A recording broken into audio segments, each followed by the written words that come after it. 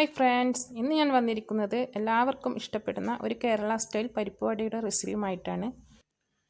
ഇതിനു വേണ്ടി ഞാൻ എടുത്തിരിക്കുന്ന സാധനങ്ങൾ: പരിപ്പ് 400 ഗ്രാം, ഒനിയൻ 3 എണ്ണം, ഗ്രീൻ ചില്ലി ആവശ്യത്തിന്, ജിഞ്ചർ ഒരു ചെറിയ പീസ്, കറിവേപ്പില ആവശ്യത്തിന്, ചില്ലി പൗഡർ 1 ടീസ്പൂൺ, ആവശ്യത്തിന് ഉപ്പ്, മഞ്ഞൾപ്പൊടി 1/4 ടീസ്പൂൺ, പിന്നെ ഇത് പൊരിച്ചെടുക്കാൻ ആവശ്യമായ എണ്ണയും. ഇത്രയുമാണ് നമുക്ക് വേണ്ട സാധനങ്ങൾ. ഞാൻ ഈ പരിപ്പ് 3 മണിക്കൂർ മുന്നേ കുതിർത്ത് വെച്ചതാണ്. അത് കഴുകി വെള്ളമൊക്കെ ഊറ്റിയെടുത്ത് മിക്സിയുടെ ജാറിലിട്ട് ഒന്ന് ചെറുതായി ഒതുക്കിയെടുത്ത പരിപ്പാണിത്. അതിലേക്കാണ് ഞാൻ ഉള്ളി ചെറുതായി അരിഞ്ഞിടുന്നത്.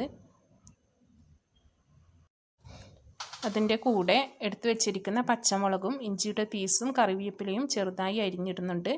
പച്ചമുളക് കുറച്ച് കൂടുതൽ എടുക്കണം, എന്നാലേ നമ്മുടെ പരിപ്പ് വടയ്ക്ക് നല്ല ടേസ്റ്റ് ഉണ്ടാവൂ. ഇതിലേക്ക് 1 ടീസ്പൂൺ മുളക് പൊടിയും 1/4 ടീസ്പൂൺ മഞ്ഞൾപ്പൊടിയും ആവശ്യത്തിന് ഉപ്പും ചേർത്ത് കുഴച്ചെടുക്കുകയാണ്. ഞാൻ ആദ്യം തന്നെ പരിപ്പിൻ്റെ കൂടെ കുറച്ച് ഉപ്പിട്ടത് കൊണ്ട് ഇനി കുറച്ച് മാത്രമേ ചേർക്കാനുള്ളൂ. എല്ലാം കൂടി മിക്സ് ചെയ്ത് നന്നായി കുഴച്ചെടുക്കണം. ഞാനിവിടെ എല്ലാം കൂടി കുഴച്ചെടുത്ത് റെഡിയാക്കി വെച്ചിട്ടുണ്ട്. ഇനി ഓരോരോ ചെറിയ ഉരുളകളാക്കി കൈവെള്ളയിലിട്ട് റൗണ്ട് ഷേപ്പിൽ പരത്തി നമുക്ക് ഓരോന്നായി എണ്ണയിലേക്കിട്ട് ചുട്ടെടുക്കാം. ഞാനിവിടെ ഗ്യാസ് സ്റ്റൗവിൽ ഒരു പാൻ എടുത്ത് വെച്ചിട്ടുണ്ട്. ഇനി അതിലേക്ക് ആവശ്യത്തിനുള്ള എണ്ണ ഒഴിച്ചു കൊടുക്കാം.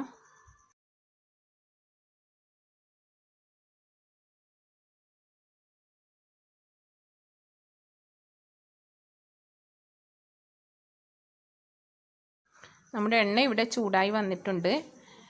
ഇനി ഓരോരോ ഉരുളകളാക്കി റൗണ്ട് ഷേപ്പിൽ കൈവെള്ളയിലിട്ട് പരത്തി നമുക്ക് വറുത്ത് കോരാം.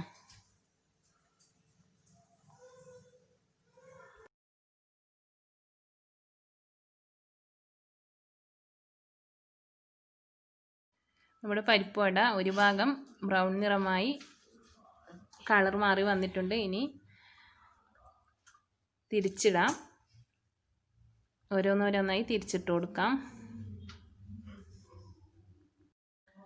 നന്നായി മൊരിഞ്ഞു വരുന്നത് വരെ തീ കുറച്ച് വെയിറ്റ് ചെയ്യണം.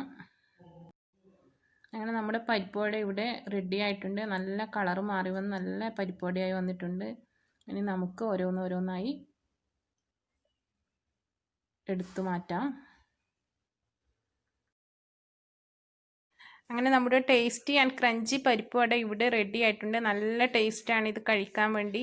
ഈ രീതിയിൽ നിങ്ങൾ പരിപ്പ് വട ഉണ്ടാക്കി നോക്കണം. അടിപൊളിയാണ്. എൻ്റെ ഈ വീഡിയോ നിങ്ങൾക്ക് ഇഷ്ടമായെങ്കിൽ ചാനൽ സബ്സ്ക്രൈബ് ചെയ്യാൻ മറക്കരുത്.